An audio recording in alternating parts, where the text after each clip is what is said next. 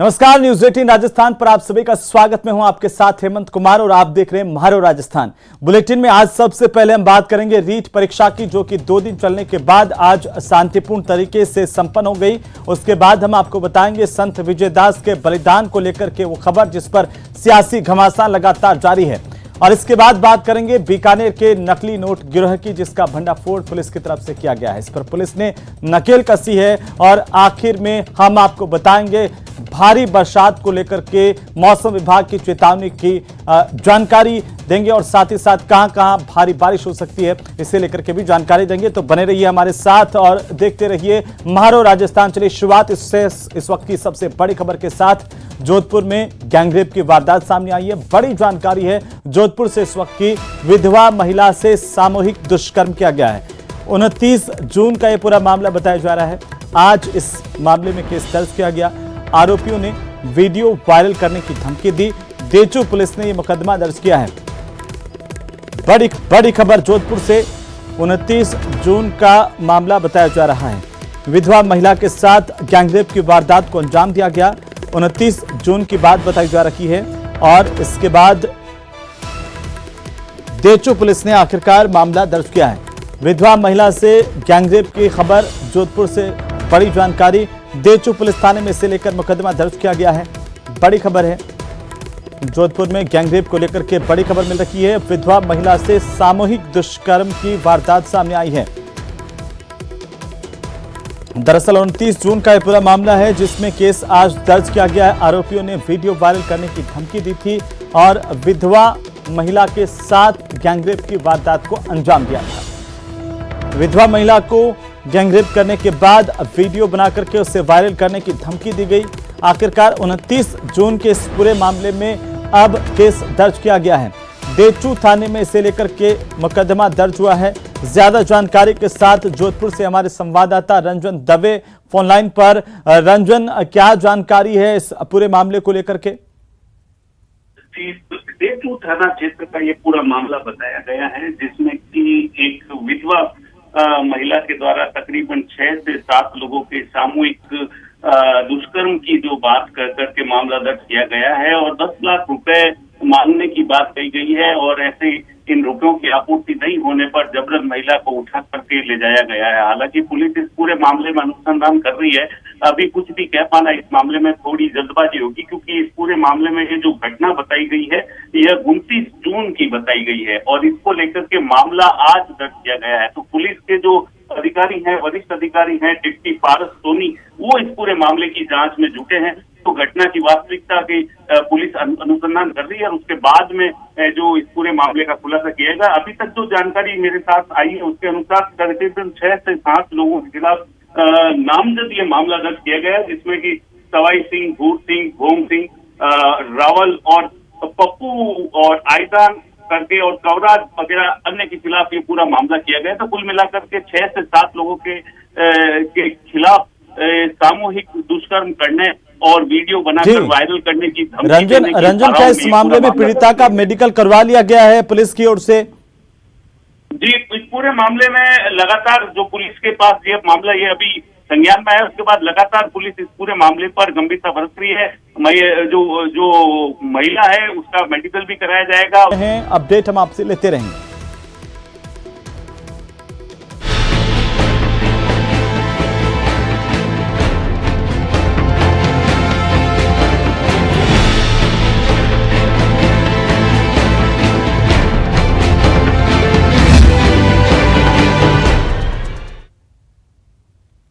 और अब बात रीट परीक्षा 2022 की। प्रदेश में रीट की महापरीक्षा शांतिपूर्ण तरीके से खत्म हो गई। 1376 केंद्रों पर 4 चरणों में रीट की परीक्षा का आयोजन किया गया। 2 दिन 4 पारियों में परीक्षा हुई। प्रत्येक दिन 2-2 पारियों में परीक्षा ली गई। प्रशासन ने राहत की सांस ली है जैसे ही रीट की परीक्षा शांतिपूर्ण तरीके से संपन्न हुई है। पिछली बार के मुकाबले हालांकि इस बार अभ्यर्थियों की संख्या कम थी, लेकिन इंतजाम थे वो ज्यादा सख्त थे। कड़े सुरक्षा के इंतजाम किए गए थे।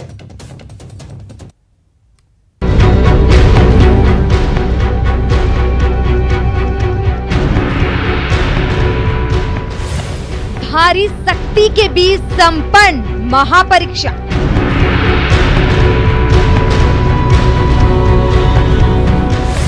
सैकड़ों की उम्मीद पर फिरा पानी। यहाँ पे 2:01 पर पहुँच गई थी। रास्ते में बहुत ज़्यादा जाम था, इस कारण मैं 1.5 घंटे वहाँ पे फंसी रही। यहाँ पे इतने पुलिसकर्मी, वहाँ पे एक भी नहीं था, तो हमारी क्या गलती है इसमें? 5 मिनट लेट आई थी और मैंने एसडीएम साहब से भी खूब गुहार करी कि मेरे को ले लो, अभी तक टाइम है। और पुलिस साहब से भी कहा था, सबसे बोला, पर किसी ने मुझे अंदर जाने नहीं दिया। प्रदेश की सबसे बड़ी परीक्षा के समापन के साथ ही न सिर्फ परीक्षार्थियों ने सुकून की सांस ली, बल्कि प्रशासन को भी राहत मिली है। पिछले एक पखवाड़े से प्रशासन इस महापरीक्षा के इंतजाम में लगा हुआ था। पिछली गलतियों से सबक लेते हुए इस बार प्रशासन ने फुल प्रूफ इंतजाम किए। सख्ती ऐसी थी जो कई बार परीक्षार्थियों को भी भारी पड़ी। कहीं तो प्रशासन ने नरमी दिखाई, लेकिन कई जगहों पर प्रशासन ने नियमों से बंधे होने की बात कहकर हाथ जोड़ ली। सबसे अहम बात ये रही कि रिट की परीक्षा के साथ ही मौसम ने भी अभ्यर्थियों की परीक्षा ली। पूरे प्रदेश में जमकर हुई बारिश की वजह से परीक्षार्थियों को सेंटर पर पहुंचने में देरी हुई, तो फिर मिन्नतों का सिलसिला भी शुरू हुआ।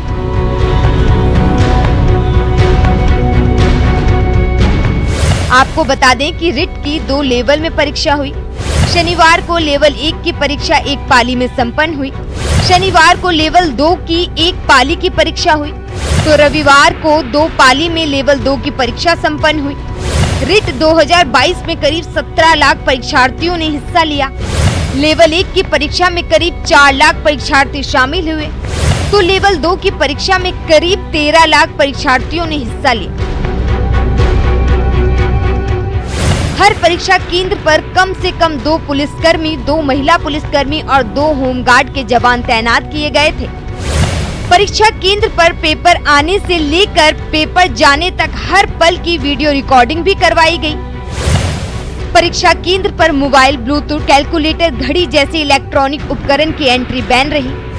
अभ्यर्थियों को शर्ट, टी-शर्ट, कुर्ता, कुर्ती पहनने की इजाजत रही। महिला अभ्यर्थियों के लिए दुपट्टा पहनना पूरी तरह से बैन है।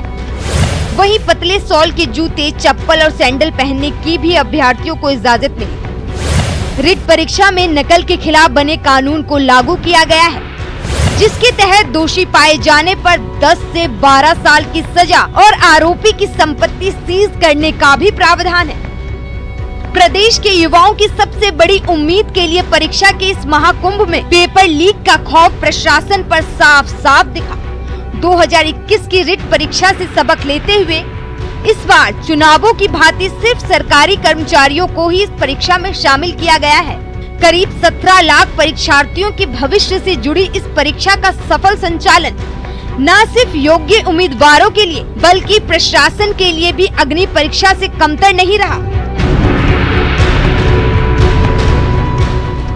Bureau report, news 18 Rajasthan. तो शांतिपूर्ण तरीके से रीट की परीक्षा संपन्न हो गई, लेकिन प्रशासन की सख्ती रीट परीक्षार्थियों पर भी भारी पड़ी। सालों की मेहनत पर चंद मिनट की देरी पानी फेर गई, या यूं कहें कि नियमों में जकड़ा प्रशासन परीक्षार्थियों के किसी भी तर्क पर भरोसा करने को तैयार नहीं हुआ। यहां तक कि बारिश की वजह से हुई देरी के बावजूद परीक्षार्थियों को 5 मिनट की भी मोहलत नहीं मिली। देखिए ये खास रिपोर्ट।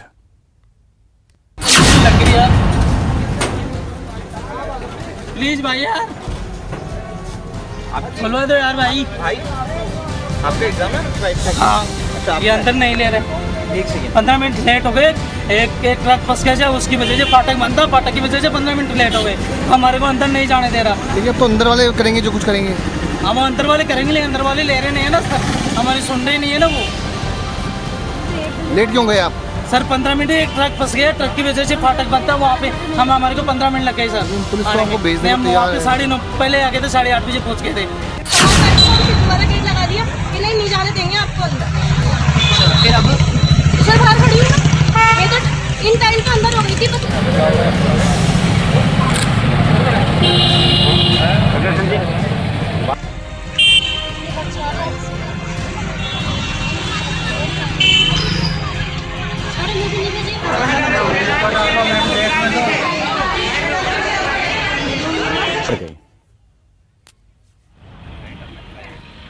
तो तस्वीर नंबर 3 में भी कुछ ऐसे परीक्षार्थी दिखाई दे रहे हैं। वो झुंझुनू की परीक्षार्थी हैं, जहां पर झुंझुनू के परीक्षा सेंटर के बाहर की तस्वीर आप देख रहे हैं।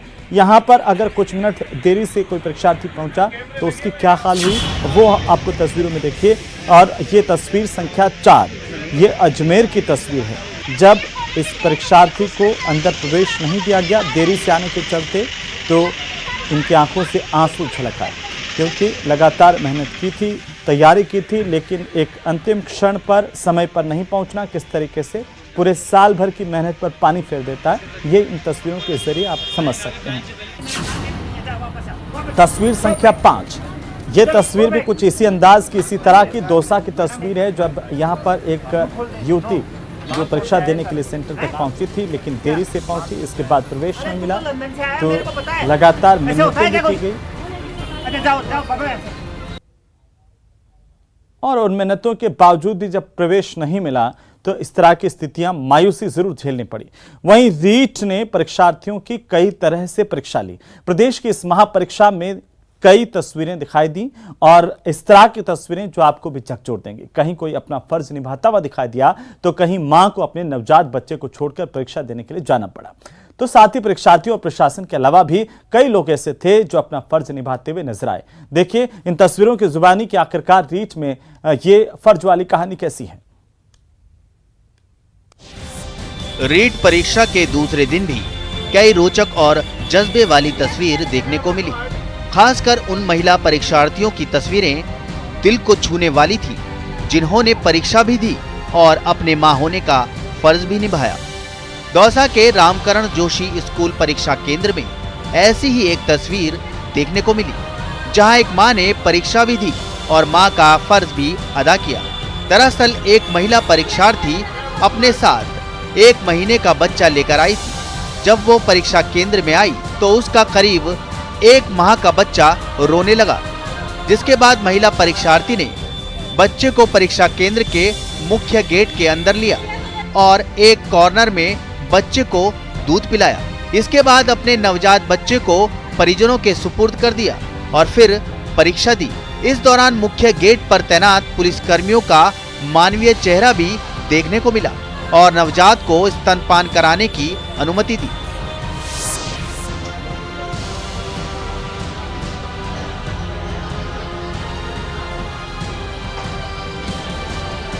माता जी, ये बच्चे कितने दिन की है और क्या आज आप कैसे यहाँ आए हो? 10 दिन फरीद से बच्ची की मम्मी आके मिलाई, फरीद से देर बाद आके दूध पिलाई, मेरे को दूध पिलाई। घर में और कोई सदस्य? रीट परीक्षा के दूसरे दिन डूंगरपुर में कड़ी जांच के बाद परीक्षार्थियों को एंट्री दी गई। एंट्री गेट पर पुलिस और वीक्षकों की 2 स्तर पर सख्त जांच से होकर जाना पड़ा। खासकर महिला परीक्षार्थियों को एंट्री से पहले हाथ की चूड़ियां, अंगूठियां, कान की बाली, मंगलसूत्र, चेन, बालों की पिन निकालने पड़े। नंदोड़ गांव की रहने वाली वनीता राव एक पैर से दिव्यांग हैं। चलने फिरने के लिए बैसाखी का सहारा लेना पड़ता है, लेकिन एग्जाम को लेकर उनका जज्बा देखते ही बना। वनीता बैसाखी के सहारे शहर के किशनलाल गर्ग एग्जाम सेंटर पर पहुंची। इस दौरान महिला पुलिसकर्मी ने वनीता के एकमात्र पैर में बंधा मन्नत का धागा भी कटा दिया। 10 मिनट से मेरी जिंदगी खराब हो गई। मैडम प्लीज, मैं भी आपको हाथ प्लीज मैडम, ये सब मत करो, हम भी मजबूर हैं, हम कुछ नहीं कर पाएंगे। आप समझिए, है ना, इनको समझाइए। मैं 5 मिनट लेट आई थी और मैंने एसडीएम साहब से भी खूब गुहार करी कि मेरे को ले लो, अभी तक टाइम है। और पुलिस साहब से भी कहा था, सबसे बोला, पर किसी ने मुझे अंदर जाने नहीं दिया। आरिफ जी, आपके दिमाग में कहाँ से ये विचार आया? ये पिछले साल जो रीट का एग्जाम हुआ था शाहपुरा में, तो बहुत सारे लोग परेशान हो रहे थे। उस समय से मेरे दिमाग में आएगा कि अब इनको परेशानी को दूर करने के लिए मैं फ्री सेवा करूंगा। देखो, पैसा कमाने जितना मेहनत करेंगे उतना पैसा अपने को दूसरे टाइम पे भी मिल जाएगा, लेकिन ये अब एक सेवा का मौका है जो टीचर लोगों के लिए, तो उनको लिए सेवा करनी चाहिए मेरे हिसाब से। आप लोगों के लिए जो ये ऐसा आमतौर पर देखने को नहीं मिलता है, कोई फ्री में ऐसी सेवा दे, क्या कितनी बड़ी मिसाल है। बहुत अच्छा कार्य कर रहे हैं ये पे और करना चाहिए। आमतौर पे क्या होता है, परीक्षा और ऐसे मौके होते तो लोग क्या केस करते हैं, अवसर करने की कोशिश करते हैं, लेकिन ये जो सुविधा दे रहे अच्छी है और मतलब इनको भगवान और अच्छा, बहुत अच्छा देवे। इनकी परीक्षा शांतिपूर्ण तरीके से संपन्न हो गई। ज्यादा जानकारी के साथ दो अलग अलग सहयोगी हमारे साथ जुड़ रहे हैं। महेश दादीच हमारे साथ हैं राजधानी जयपुर से, और साथ ही साथ हमारे साथ अभिजीत दवे जुड़ चुके हैं अजमेर से। इनका रुख कर लेते हैं। सबसे पहले महेश, आपके पास आते हुए कि आखिरकार 2 दिन की परीक्षा शांतिपूर्ण तरीके से संपन्न हो गई। कई तरह की चर्चाएं, तमाम तरह के इंतजाम और बड़ी तादाद में अभ्यर्थी इसमें शामिल हुए। ओवरऑल अगर इस परीक्षा को देखा जाए, इस बार पिछली बार के मुकाबले इंतजाम कैसे रहे, परीक्षार्थियों का क्या कुछ कहना है कि वे कितने संतुष्ट नजर आए?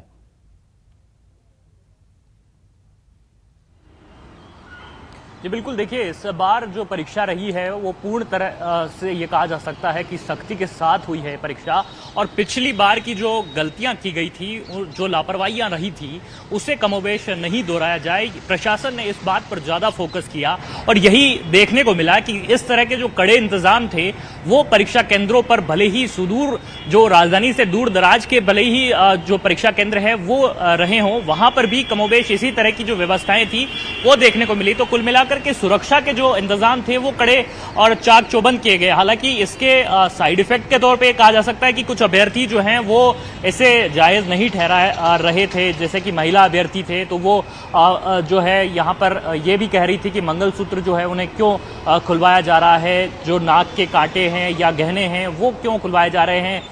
इवन तक जो आपने जैसा कि तस्वीरों में कुछ देर पहले भी दिखाया कि मन्नत के धागे हैं वो तक कटवाए गए, जो हाफ बाजू नहीं पहन करके आए उनके पूरे आस्तीन जो है वो कटवाए गए। कई तरह की जो तस्वीरें थी वो इस तरह की चीजें देखने को मिली। सबसे बड़ा और महत्वपूर्ण जो विषय रहा इस परीक्षा के दौरान में वो रहा जो लेट होने वाले अभ्यर्थी थे, क्योंकि देखिए ये परीक्षा जो है वो 2 पारी में की गई और सुबह 10 बजे वाली जो पारी थी, जिसमें कि कल या परसों की हम बात कर ले, तो उसमें जो है देरी से आने वाले जो अभ्यर्थी रहे वो उनको सबसे ज्यादा जो नुकसान है वो यहाँ पर झेलना पड़ा। वे अपनी परीक्षा से महज कुछ मिनटों की देरी के कारण बेरंग लौटते हुए दिखाई दिए, भले ही बारिश की वजह रही हो, ट्रैफिक की वजह रही हो। 1 घंटे पहले बुलाने के बाद में भी कुछ मिनटों की जो राहत थी वो नहीं दी गई। इस मामले में सरकार के कुछ मंत्रियों ने भी, जिस तरह से प्रताप सिंह खाचरियावास भी जो है वो बयान दे रहे थे और कह रहे थे कि जब कुछ मिनटों की बात थी तो ऐसी राहत दी जा सकती थी। इतनी कड़ाई और सख्ती जो है वो अगर सरकार पहले करती तो शायद इस तरह की चीजें जो है पिछली परीक्षा के दौरान नहीं देखने को मिलती। दूसरा जो महत्वपूर्ण विषय वो ये था कि जो परीक्षा के बाद में आमतौर पर पेपर मिल जाया करता है और वो पेपर इस बार दिया नहीं गया है, तो सेल्फ असेसमेंट जो है वो परीक्षार्थियों का हो नहीं सका है। और जो अभ्यर्थी थे और जिन्हें की ये था कि किस तरह से उनकी परीक्षा रही है, किस तरह से उनका जो मिलान है वो हो पाएगा, उस चीज को लेकर के भी जो है परीक्षार्थियों ने आपत्ति यहाँ पर रखी है। दूसरा जो एक मसला है वो ये है कि जो परीक्षार्थी कह रहे थे कि इस बार के सुरक्षा इंतजाम जो है वो किस तरह के रहेंगे, क्योंकि मन में संशय था। पिछली परीक्षा रद्द हुई थी, उसमें जो अभ्यर्थी थे वो भी बड़ी मेहनत के साथ में बैठे थे और यहाँ पर भी कुछ एक इक्का दुक्का मामले जो थे वो यहाँ पर देखने को मिले थे कि एवज में जो परीक्षार्थी हैं। बिल्कुल, मैं इस पर वापस आता हूं आपके पास महेश। बहरहाल आप हमारे साथ बने रहिए। चूंकि माध्यमिक शिक्षा बोर्ड जो जिन्होंने परीक्षा कंडक्ट की उसका जो दफ्तर है, मुख्यालय है वो अजमेर है, और अजमेर से सहयोगी अभिजीत दवे हमारे साथ जुड़ रहे हैं। सीधे हम अभिजीत का रुख कर लेते हैं। अभिजीत, बोर्ड की ओर से अब क्या कुछ जानकारी दी गई है? क्योंकि हमने इस बार देखा कि देखिए जो तमाम बोर्ड के अधिकारी थे, परीक्षा को ऑर्गेनाइज करवाने वाले जो अधिकारी, उन्होंने प्रेस कॉन्फ्रेंस के बजाय धरातल पर काम किया इस बार, जैसा कि देखने को भी मिला, और शांतिपूर्ण तरीके से 2 दिन की ये रीट की महापरीक्षा आखिरकार संपन्न हुई है। बोर्ड ने क्या कुछ कहा है इस परीक्षा के बाद? देखिए हेमंत, बोर्ड की ओर से अब से कुछ देर पहले एक आधिकारिक प्रेस नोट जारी किया गया है, जिसमें इस रीट परीक्षा 2022 जो 2 दिन में 4 पारियों में शांतिपूर्ण रूप से संपन्न हुई है, उसके लिए सहयोग के नाते राजस्थान सरकार और विभिन्न जिला प्रशासन और महकमे डिपार्टमेंट जो इस पूरी परीक्षा को कंडक्ट कराने में सहयोगी के रूप में भूमिका निभाई, उन तमाम एजेंसियों का माध्यमिक शिक्षा बोर्ड की ओर से जो है एक औपचारिक रूप से धन्यवाद ज्ञापित किया। इसके साथ में जो 2 लाइन जो काफी महत्वपूर्ण इस प्रेस नोट की रही थी हेमंत, वो ये थी कि बोर्ड के जो एडमिनिस्ट्रेटर है IAS ऑफिसर LN मंत्री, उनकी ओर से कहा गया कि जिस जिस तरीके से बोर्ड ने इस बार रीट 2022 की परीक्षा के लिए जो सुरक्षा मानक तय किए गए थे, जो कड़े नियम बनाए गए थे, वो सार्थक होते नजर आए हैं। 2 दिन की परीक्षा के जो अब सुखद परिणाम बोर्ड की ओर से जो कहा गया उसके मुताबिक निकल गया उसके हिसाब से, और साथ ही साथ आने वाले समय के लिए ये एक मानक के रूप में स्थापित होंगे। 2-3 बड़ी चीजें हाइलाइट्स के तौर पे है कि पहली बार ऐसा हुआ है। देखिए, माध्यमिक शिक्षा बोर्ड पिछले 7-8 सालों से जो है वो रीट की परीक्षा को कंडक्ट कराती आ रही है। हम लगातार रीट 1 से लेकर रीट की जो ये लेटेस्ट एग्जाम आज संपन्न हुआ है, तमाम रीट की परीक्षाएं मैंने स्वयं ने कवर की है, और ये पहला ऐसा मौका है जब रीट का कोई भी अधिकारी मीडिया के कैमरों के सामने आकर बात नहीं कर रहा है। वो सिर्फ प्रेस नोट, जो जानकारी, जितनी जानकारी पर्याप्त होनी चाहिए उतनी जानकारी साझा कर रहा है मीडिया के साथ, और तमाम जो अपनी एनर्जी है उस एनर्जी को लगातार जो है फील्ड में और एग्जीक्यूशन में कंडक्ट कर रहा है। बोर्ड की सेक्रेटरी जो है मेघना चौधरी, वो 2 रातें जो हैं वो बोर्ड के जो रीट का दफ्तर है वहां उन्होंने रातें बिताई हैं। चूंकि कल जो पहली पारी संपन्न हुई थी उसके बाद देर शाम से ही OMR शीट्स जो है वो अलग अलग जिलों से बोर्ड ऑफिस में पहुंचना शुरू हो गई थी। इस लिहाज से पूरी रात वहां पर रुकी है, मॉनिटरिंग की है। OMR शीट कड़े सुरक्षा घेरे में स्ट्रांग रूम जो रीट ऑफिस में बना हुआ है वहां पर सुरक्षित रूप से सहेज के रूप से रखी। बिल्कुल अभिजीत, चलिए बहुत शुक्रिया तमाम जानकारी के लिए। महेश, आपका भी बहुत शुक्रिया तमाम जानकारी के लिए। तो आखिरकार रीट की जो महापरीक्षा है वो शांतिपूर्ण तरीके से संपन्न हो गई। बोर्ड ने सभी जो अधिकारी इसमें लगे हुए थे, कर्मचारी लगे हुए थे, सभी का आभार प्रकट किया है। और अब आगे बढ़ेंगे। आपको बता दें कि राष्ट्रपति रामनाथ कोविंद के कार्यकाल का आखिरी दिन, और इस दौरान उन्होंने अपने विदाई भाषण के तौर पर संबोधन दिया है। क्या कुछ उन्होंने कहा है वो हम आपको सुनवाते हैं। आज मेरा कार्यकाल पूरा हो रहा है। इस अवसर पर मैं आप सभी के साथ कुछ बातें साझा करना चाहता हूं। सबसे पहले मैं आप सभी देशवासियों के प्रति तथा आपके जनप्रतिनिधियों के प्रति हार्दिक कृतज्ञता व्यक्त करता हूं। पूरे देश में अपनी यात्राओं के दौरान नागरिकों के साथ हुए संवाद और संपर्क से मुझे निरंतर प्रेरणा मिलती रही। छोटे छोटे गांवों में रहने वाले हमारे किसान और मजदूर भाई बहन, नई पीढ़ी के जीवन को संवारने वाले हमारे शिक्षक, हमारी विरासत को समृद्ध बनाने वाले कलाकार, हमारे देश के विभिन्न आयामों का अध्ययन करने वाले विद्वान, देश की समृद्धि बढ़ाने वाले उद्यमी, देशवासियों की सेवा करने वाले डॉक्टर व नर्स, राष्ट्र निर्माण में संलग्न वैज्ञानिक व इंजीनियर, देश की न्याय व्यवस्था को योगदान देने वाले न्यायाधीश व अधिवक्ता, प्रशासन तंत्र को सुचारू रूप से चलाने वाले सिविल सर्वेंट्स, हर वर्ग को विकास से जोड़ने में सक्रिय हमारे सामाजिक कार्यकर्ता, भारतीय समाज में आध्यात्मिक प्रवाह को बनाए रखने वाले सभी पंथों के आचार्य व गुरुजन, आप सभी ने मुझे अपने कर्तव्यों का निर्वहन करने में भरपूर सहयोग दिया है। संक्षेप में कहूं तो समाज के सभी वर्गों का मुझे पूरा सहयोग, समर्थन व आशीर्वाद मिला है। तो चलिए ब्रेक के बाद एक बार फिर से आपका स्वागत। अवैध खनन को लेकर आंदोलन कर रहे भरतपुर में संत विजयदास के बलिदान के बाद सियासी घमासान शुरू हो गया है। इस घटना के बाद बीजेपी के राष्ट्रीय अध्यक्ष जेपी नड्डा की ओर से गठित की गई कमेटी ने घटनास्थल पर पहुंचकर मामले की जानकारी ली और ग्रामीणों से बातचीत की। कमेटी ने एक सुर में संत के बलिदान के लिए गहलोत सरकार को जिम्मेदार ठहराते हुए घटना की सीबीआई जांच की मांग की है। ये खास रिपोर्ट देखिए।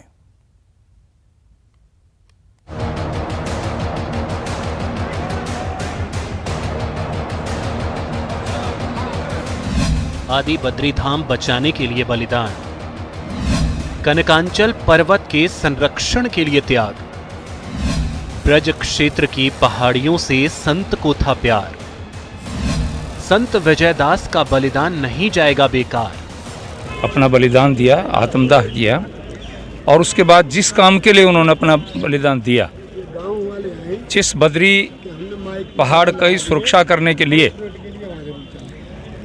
उन्होंने अपना जीवन दिया है, उस पहाड़ को देखने के लिए हम गए।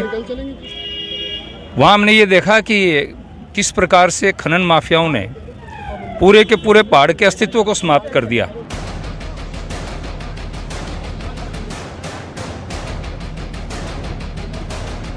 अवैध खनन के खिलाफ संतों ने 500 से ज्यादा दिन आंदोलन किया।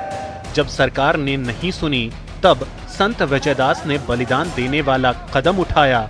अब बीजेपी के सांसदों की कमेटी ने भरतपुर के डीग पहुंचकर घटनास्थल का निरीक्षण किया और संत के आत्मदाह के मामले की सीबीआई से जांच की मांग की।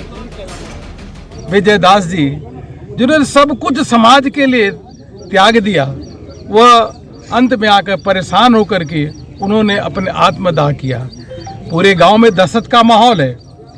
सरकार के लोग एक एक व्यक्ति को डराने और धमकाने का काम कर रहे हैं। अशोक गहलोत जी, यह किस प्रकार का पाप अपने सर पे लेके आप जा रहे हो? मंत्री का जो खुलेआम जो लूट, पाप का कमाई का लूट कर रहे हो, कहीं न कहीं ईश्वर जरूर उनको इसकी सजा देगा और जांच होनी चाहिए, उच्च स्तरीय जांच होनी चाहिए। बीजेपी की जांच कमेटी में शामिल सीकर के सांसद सुमेधानंद सरस्वती ने कहा कि संत विजयदास ने आत्मदाह नहीं बल्कि बलिदान किया है, जो बेकार नहीं जाएगा। इतने लंबे समय तक 550 दिन थोड़े नहीं होते हैं। लोगों ने यहाँ धरने दिए, सब कुछ किया, और मैं तो ये कहूँगा कि महात्मा विजयदास जी ने आत्मदाह नहीं किया, अपना बलिदान दिया है।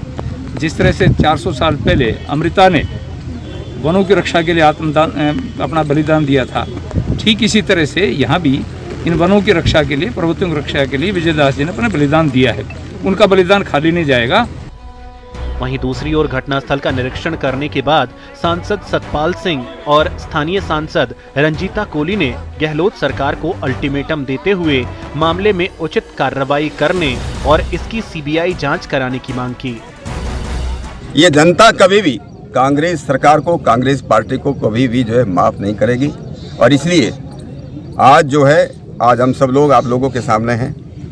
हमारी पार्टी आस्था के साथ है, इस देश की जो है जो तीर्थ भूमि उसके साथ है, और उनकी जो डिमांड है कि पर्यावरण को बचाया जाए, यहाँ की जनता को बचाया जाए, यहाँ के तीर्थ स्थलों को बचाया जाए। तो इस पर यही है कि उचित कार्रवाई करनी चाहिए और सीबीआई की जांच करवानी चाहिए, क्योंकि हमारे हरे भरे जो पर्वत हैं उनको छन्नी कर दिया गया था। और शुरू से मैं भी इस लड़ाई को लड़ रही हूँ और हमारे महात्माओं से मेरी भी बातचीत होती रहती थी, और आज हम देखते हैं कि हमारे विजयदास महाराज जी हमारे बीच में नहीं रहे। संत विजयदास ने ब्रज की पहाड़ियों और आदि बद्री धाम के साथ कनकांचल पर्वत की रक्षा के लिए अपना बलिदान दे दिया। वहीं इस मामले पर बैकफुट पर आई गहलोत सरकार चारों तरफ से घिरती जा रही है। विपक्ष का आरोप है कि प्रकृति और धर्म के संरक्षण में जुटे संत को आत्मदाह के लिए कांग्रेस की सरकार ने विवश कर दिया। जांच कमेटी में शामिल किए गए लोग हैं, उनका कहना है कि पूरे मामले की जानकारी करके और जो रिपोर्ट है वो राष्ट्रीय अध्यक्ष जेपी नड्डा को सौंपी जाएगी। अब देखना ये होगा कि किस तरह से जो रिपोर्ट है वो सौंपी जाती है और उसके बाद में पूरे मामले में क्या कार्रवाई होती है। हालांकि साधु संत और जो जांच कमेटी है वो पूरे मामले की सीबीआई जांच कराने की मांग कर रही है। दीपक पुरी, न्यूज़ 18, भरतपुर। और अब खबर श्रीगंगानगर से, जहां पर पाक घुसपैठिया रिजवान अशरफ को आज जेआईसी पूरी होने के बाद अपर जिला और सेशन कोर्ट में पेश किया गया। कोर्ट ने आरोपी रिजवान को न्यायिक हिरासत में भेजने के आदेश दिए हैं। इसके बाद पाकिस्तानी घुसपैठिए को कड़ी सुरक्षा की व्यवस्था के बीच में श्रीगंगानगर के केंद्रीय कारागृह पहुंचाया गया, जहां पर पिछले 5 दिनों की जेआईसी के दौरान रिजवान ने कई खुलासे किए हैं। आपको बता दें कि रिजवान ने पिछले साल अगस्त में लाहौर किले में रखी महाराजा रणजीत सिंह की स्टेच्यू को खंडित किया था और इसके बाद उसके खिलाफ पाकिस्तान में भी मुकदमा दर्ज है। बीएसएफ ने इसे बॉर्डर पार करते हुए पकड़ा था। पूछताछ में कई अहम खुलासे हुए हैं और आखिरकार इसे कोर्ट में पेश किया गया। पूछताछ के बाद कोर्ट ने इसे न्यायिक अभिरक्षा में जेल भेजने के आदेश दिए हैं।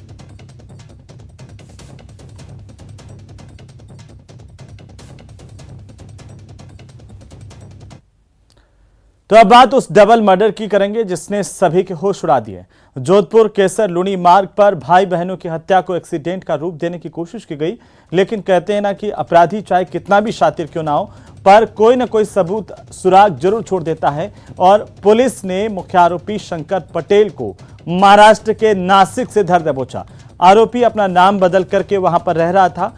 पुलिस ने आरोपी शंकर को जोधपुर लेकर के आएगी और इसके बाद जोधपुर के सरगांव की रहने वाली 27 साल की कविता अपने मौसेरे भाई के साथ पटवारी पद पर ज्वाइनिंग कराने के लिए लूनी तहसील कार्यालय पर मोटरसाइकिल से जा रही थी।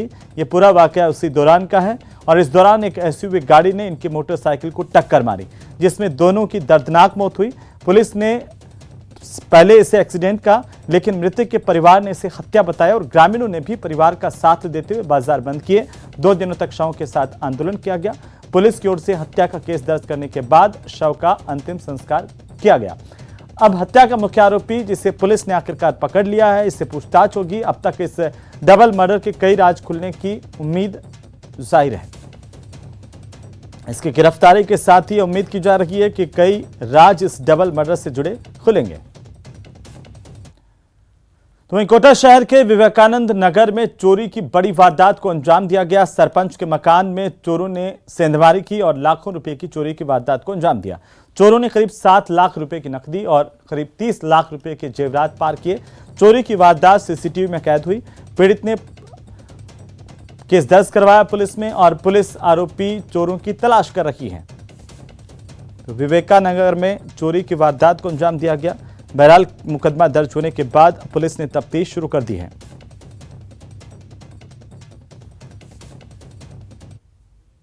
झालावाड़ जाना था। मेरी मीटिंग थी सरपंच संघ की, तो वाइफ को रंगबाड़ी मेरे रिलेटिव रहते हैं, बर्दर रहते हैं, उनके यहाँ छोड़ के बच्चों को, वाइफ को, और मैं यहाँ से निकल गया। उसके बाद जब 6:30 बजे करीब वाइफ वापस घर आई तो मकान का मेन दरवाज़ा, उसके आगे का बीच का दरवाज़ा टूटा हुआ था। जो अंदर आके उन्होंने देखा तो पूरा डबल बेड उखड़ा हुआ था, अलमारी टूटी हुई थी, उसमें रखे 7 लाख रुपए नगद और लमसम 25-30 तोला सोने के जो जेवर रखे थे वाइफ के मेरे, वो सब यहाँ से गायब हो गए। तो खबरों में फिलहाल वक्त एक छोटे से ब्रेक का, जल्द लौटेंगे। आप बने रहिए हमारे साथ।